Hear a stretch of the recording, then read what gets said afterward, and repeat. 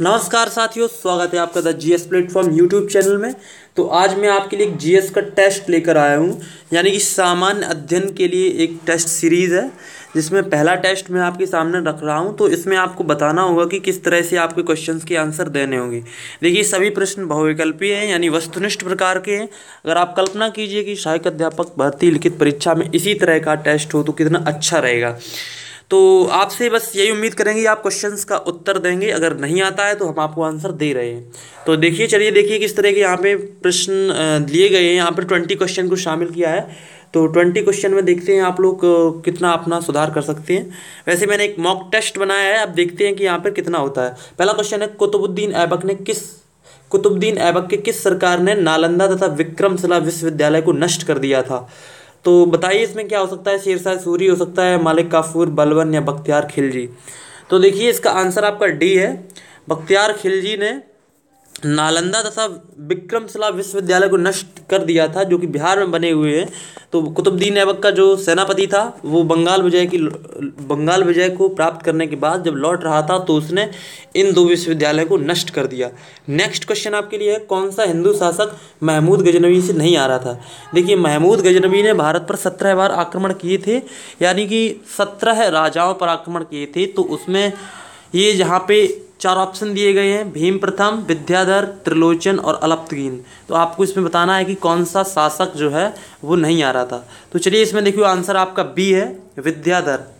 देखिए, चंदेल राजा थे विद्याधर, ये जो है इनसे नहीं आ रहे थे, ये आप ध्यान रखेंगे।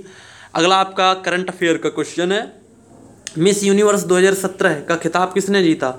तो आप बताएंगे मानुषी छिल्लर, जैनी किम, नेल पीटर्स या मैडम हेलेना। तो देखिए, यहाँ पर पहला क्वेश्चन, तीसरा आपका जो ए आंसर है वो तो हो ही नहीं सकता, क्योंकि वो मिस वर्ल्ड है। तो इसका आंसर सी है, नेल पीटर्स। डैमी नेई नेल पीटर्स इनका पूरा नाम है, जो कि मिस यूनिवर्स 2017 का खिताब इन्होंने जीता है। और बाकी के ऑप्शन इसमें गलत हैं। चौथा क्वेश्चन है, रेगुलेटिंग एक्ट कब पारित किया गया? तो देखिए, इसमें रेगुलेटिंग एक्ट कब पारित किया गया, तो यहाँ पे सन दिए गए हैं, सन 1771, सन 1871 या सन 1773 या 1873। तो यहाँ पे आपका आंसर सी है, सन 1773 में रेगुलेटिंग एक्ट पारित किया गया था। अगला क्वेश्चन आपके सामने है, पांचवा, सन 1909 की मार्लो मिंटे अधिनियम में किसे पृथक निर्वाचन मिला? तो हिंदू, मुस्लिम, सिख, ईसाई, इसमें आप बताएंगे कि कौन सा ऑप्शन सही है। तो जी हाँ, इसका आंसर है डी, मुस्लिम, यानी मुस्लिमों को पृथक निर्वाचन मिला हुआ था। अगला आपका क्वेश्चन है, तराइन का दूसरा युद्ध कब हुआ? तो आप बताएंगे कि तराइन का दूसरा युद्ध कब हुआ। यहाँ पे 4 ऑप्शन दिए गए हैं, सन 1191, सन 1192, सन 1193 या 94। तो देखिए, सन 1191 में तो उसका प्रथम युद्ध हुआ था, और सन 1194 में चंदावर का युद्ध हुआ था, जयचंद और मोहम्मद गोरी के बीच। तो देखो, यहाँ पर इसका आंसर बी है, 1192 में तराइन का दूसरा युद्ध हुआ था पृथ्वीराज चौहान और मोहम्मद गोरी के बीच, जिसमें पृथ्वीराज चौहान की हार हुई थी। अगला क्वेश्चन आपका है कि ब्राह्मणों पर भी जजिया कर लगाने वाला कौन सा शासक था? मतलब किस शासक ने ब्राह्मणों पर भी जजिया टैक्स लगा दिया था? तो बताइए, मोहम्मद बिन कासिम, अकबर, औरंगजेब या फिरोज शाह तुगलक। तो देखिए, यहाँ पर मोहम्मद बिन कासिम तो आंसर हो नहीं सकता, क्योंकि इन्होंने शुरुआत ही की थी। औरंगजेब ने भी यहाँ पर आंसर नहीं हो पाएगा। अकबर ने तो जजिया कर हटा दिया था अपने शासनकाल में। तो इसका आंसर डी होगा, फिरोज शाह तुगलक। यानी फिरोज शाह तुगलक ने जजिया कर को जो है ब्राह्मणों पर भी लगा दिया गया था। अगला आपका क्वेश्चन करंट से रिलेटेड है, वर्ष 2017 का ज्ञानपीठ पुरस्कार किसे मिला? तो आप बताएंगे, ऑप्शन है आपकी गिरिजा देवी, सायना नेहवाल, अनुपम खेर और कृष्णा सोबती। तो देखिए, गिरिजा देवी तो हाल ही में इनका निधन हो गया है, प्रसिद्ध ठुमरी गायिका थी। सायना नेहवाल को ये पुरस्कार नहीं मिला है, ना ही अनुपम खेर को ये पुरस्कार मिला है। तो आंसर है आपका डी, यानी कृष्णा सोबती को वर्ष 2017 का ज्ञानपीठ पुरस्कार मिला हुआ है। अगला आपके लिए 9th क्वेश्चन है, संविधान सभा की कुल सदस्य संख्या कितनी निर्धारित की गई थी? तो आप बताएंगे 292 या 93 या 552 या 389। तो जी हाँ, इसका आंसर डी है, 389, यानी 389। कुल 292 देसी रियासतों से प्लस 4 कमिश्नरी क्षेत्रों से प्लस 93, सॉरी, यहाँ पे 292 ब्रिटिश क्षेत्र हैं और 93 यहाँ पे देसी रियासतें हैं। तो इनको कुल मिलाकर 389 सदस्य थे।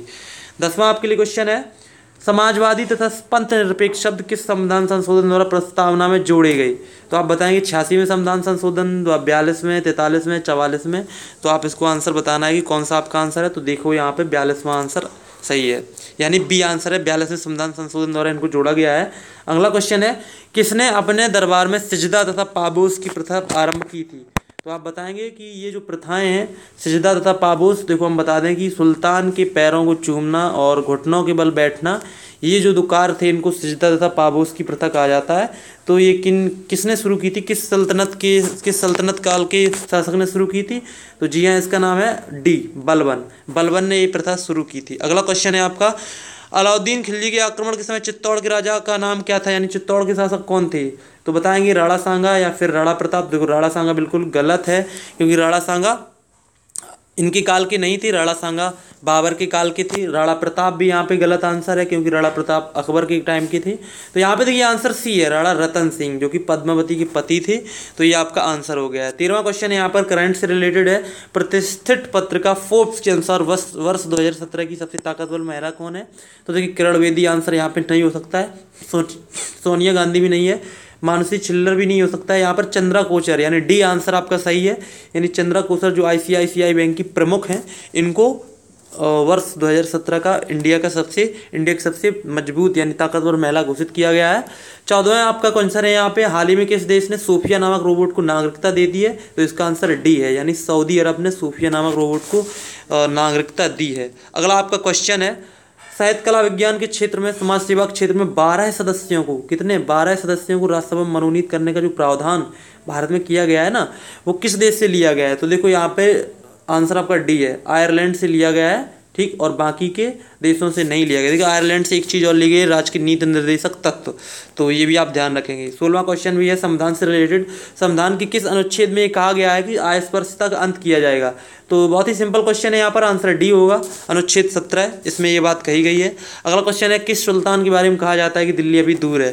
तो देखिए इसका आंसर है दिल्ली अभी दूर गयासुद्दीन तुगलक ने कहा था, गयासुद्दीन तुगलक के बारे में कहा जाता है। ये बात निजामुद्दीन औलिया ने कही थी इनके लिए। नेक्स्ट क्वेश्चन आपका है, लोधी वंश का संस्थापक कौन था?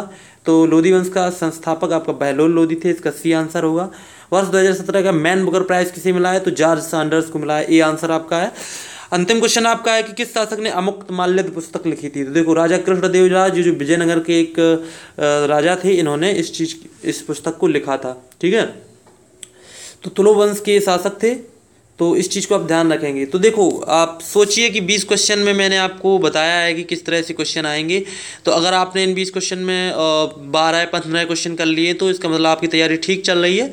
और साथ ही साथ मैं ये बताना चाहूँगा कि अगर इस तरह का पैटर्न सहायक अध्यापक भर्ती लिखित परीक्षा में लागू होता है तो बहुत ही अच्छा यानी पारदर्शी परीक्षा हो सकेगी, यानी बहुविकल्पी परीक्षा एक अच्छा विकल्प है। तो मैं आपको यही बताना चाहूँगा कि अगर आपको इसी तरह की वीडियोस चाहिए तो आप कमेंट कर सकते हैं। साथ ही साथ मैं आपको यही बताना चाहूँगा आप हमारे इस चैनल को प्लीज़ सब्सक्राइब कर लीजिए, जिससे कि आपको नई वीडियो का नोटिफिकेशन मिलता रहे। तो मिलती है अगली वीडियो में, तब तक के लिए नमस्कार।